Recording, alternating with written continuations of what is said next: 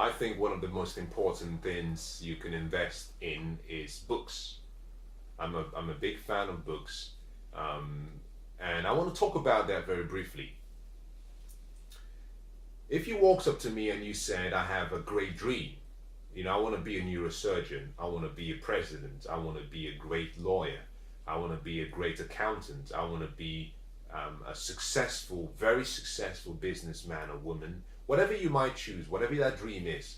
If you explain what you wanted and it was something that was big and grand, the first question I would do, if I could, or first question I would ask, and the first thing that I would do if I could, would be to go home with you and look at your library. I would ask to go home with you and look at your library. Now, that may not be possible, so I would ask you a question, and that question would be, in the last 7 days, how many books have you read? In the last 2 days, how many books have you read? If you said to me, I want to be a prime minister, I would ask you, in the last month, how many biographies have you read? How many great words from history have you read? Because where you invest your time is almost a picture to who you want to become. How you invest your resources, your money, your time, your energy, your focus decides who you become. You see, what we want will always show up in what we say. Everyone can say, I want this and I want that. What we expect shows up in our behavior, what we do. So I would follow you to see what you're doing, because what you do daily decides who you become permanently. Books are important simply because they're able to give you an opportunity for you to, what I call, leverage time.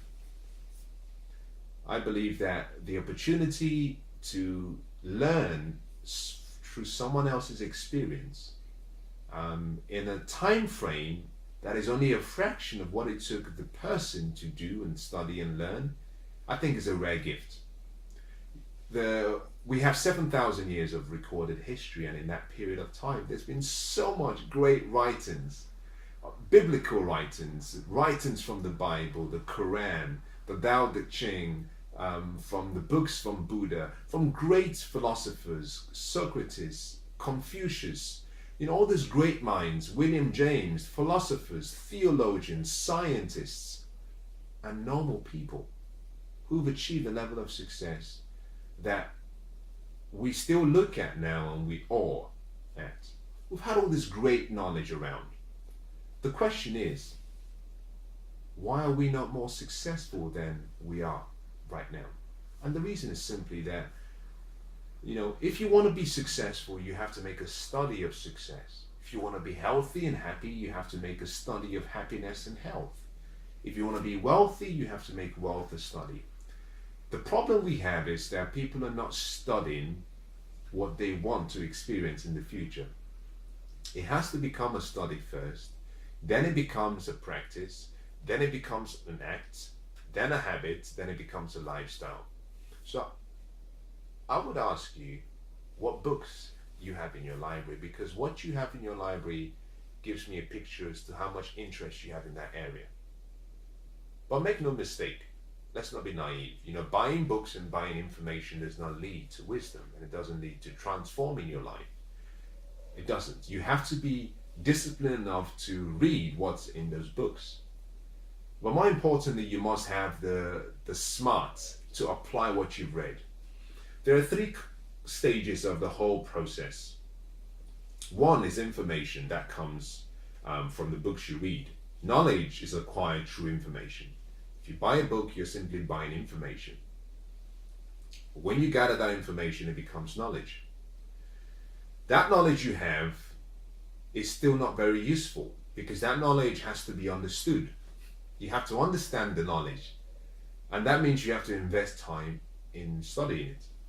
But once you've understood it, now you have to apply what you've learned.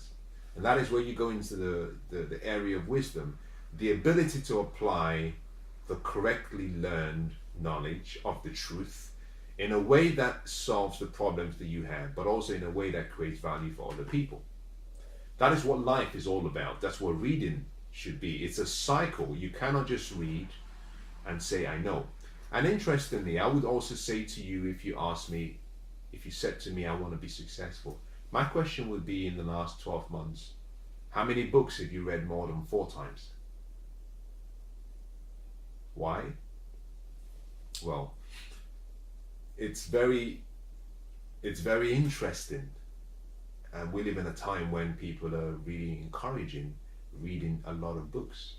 And I have to be careful here because I'm one of those who loves to read. And so I read a lot. But my experience has taught me something. That you should focus on reading much, but not many. It's not the quantity of books you read. It's how regularly you read the same books. Repetition is the mother of all skill and the mother of all change. I believe from my experience, that you have to read a book about 4 or 5 times before you can grasp the true content of the book. And that means that if you're reading over a 12-month period, allowing for spaced repetition, if you read one book maybe once every 3 months, then that gives you some time to reflect on what you read, go back again, read it again, reflect, read it again. And so I would encourage you that whilst it's important to invest in books, you should also invest in choosing the right books that you focus on. You know, there are a lot of subjects and genres of books that are really, really useful, but also there are a lot that are not necessary for you. So you have to tailor your learning to your particular focus at that particular time or point in your life. This means that you simply have to stay alert to what is important in your life. And my view would be this: invest in books, but choose the right books that you can decide that you will be a master in, and you would understand, and you would embed the author's thoughts and theories and ideas and principles in your life in such a way that you can see the same results. There's no need reading just for reading's sake without seeing the benefits of the investment of your time. One of the other things I like about buying books is that in many cases I don't have to read an entire book to be inspired. The name of a book could inspire me. The first chapter of a book can inspire me. Maybe the subheading of the book, the declarative statement, could be all the inspiration I need. You can find inspiration if you want to. You don't have to read a 250-page book completely for you to feel inspired. Yes, important to complete the book, but you must always say, what can I extract from this book, from this material, for my present need right now to inspire myself? So sometimes buying a book, like I look around, I look at my library of books, and sometimes I just stand and look at the names of the books, and a thought comes to my mind, an idea, a new way of doing something different in my life or my business to change things for me. So the value of the book, in many cases, in my case, I'll tell you a good example. I invested in a number of books some time back, and I paid a lot for the books. One of the books I bought, and this is so important, never ask what it costs. Always ask the question, what is it worth? One of the books I bought was worth more than 100 times what I paid for it. Remarkable. Changed my life. Completely changed my life. It was more than 100 times. It was worth more than all of the books I bought. And at the time I bought hundreds. It was worth more than all of the books I bought combined, and worth more than 100 times all of those books combined. One book. True books, you have access to the ideas of great men and women. What is your excuse? You know, at the end of our lives, we're going to be asked, I believe, a question. Did you live well? Number 1. Number 2, did you enjoy the experience? Number 3, did you change the world? Did you live it better than you found it? Number 4, where did you leave your legacy? In things or in people? True books, we can take a legacy of someone and apply that to our lives in such a way that we allow ourselves become the best that we can be. And we allow the greatness in us to be awakened and to be released. So I would say to you that before you spend a lot of your time investing in cars, before you spend all of your time investing in accessories and things that are liabilities, that you consider first investing in your mind, because your mind is your greatest investment. It always produces a much better return, and the return is infinite. So invest in yourself. Don't spend 20,000 and 30,000 and 40,000 and 50,000 trying to buy a car, and you're unable to spend £10 to buy a book for your mind. You have to be wise. Invest in your mind. Invest in yourself.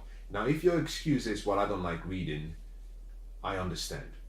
But that is not a good enough excuse, because we now have audiobooks. And interestingly, if you read an audiobook, you retain the information much longer than you do if you read a normal book. So audio learning and audiobooks have now become what we call the best thing since sliced bread. You can read a book whilst you're going for your walk. You can read a book whilst you're doing your exercise. You can read a book whilst you're having breakfast. It's so easy. You simply have to trade and give up maybe the music you listen to, maybe for a short period of time, so you can feed your mental factory. So I would encourage you to do this. Decide from today that you will start to embrace the lifestyle of continuous learning. Because guess what? All leaders are readers. And every successful person that I know, and that you might know, if you were to ask them how many books they read in the last month, in many cases, you'll find that most successful people, really successful people, read up to 4 books every month. Some of them will read more, some of them might not read as much as 4, but they make it a duty to read at least 1 or 2 books every month. Why? Because they understand that what they have in their mind produces everything else they see in their life. If I offered you an orange seed, or I offered you a can of orange juice, which would you take? I offered you like a small case of orange seeds, and I offered you a can of orange juice, which would you take? Now I hope your answer is, I'll take the seeds. Now the natural answer, response should be, I'll take the orange juice, because you're thinking about instant gratification. I want to feel good right now. I want the reward for my time and my investment. But you see, the orange juice in the can is a product of the orange seed. You see, the seed planted in soil produces a tree. That tree produces a lot of oranges, and in each orange you have hundreds of seeds, and from that one seed you have an orchid of seeds. They produce, tons and tons of oranges, which produce oranges that feeds countries. In the same way, you have to see your mind like a good soil. So invest in good seed. It might take a long while, but it will always produce a return. Everything you have in life, everything is a product of your mind. If you feed your mind, it produces more. If you starve your mind, it produces very little. So decide for yourself today that you will become a continuous learner, and you will start investing some time in yourself. And my recommendation is this: you should set aside 5% of what you earn, your net income. 5% of your net income should be going towards your personal development, your learning, and your growth. It might seem like a lot of money, but my question to you is, what is your future worth? Are you not worth 5% of what you make? Interestingly, do you know what? When you invest in yourself, when you take that 5%, you're not wasting it. You're simply taking that 5% and sending it to your future, where it would have compounded and produced a lot more. If you cannot start with 5%, start where you are. Start with 1%. Who cares? Start with £1.99. You can go to a local charity shop and buy a book for 99p. You can go to a library. The library cards are free, and you can have access to all of the wisdom of the world in a library. You see, it's not the amount that counts, it's the habit. So make a habit of investing in yourself. And if you do, I can assure you of one thing: your life will never be the same.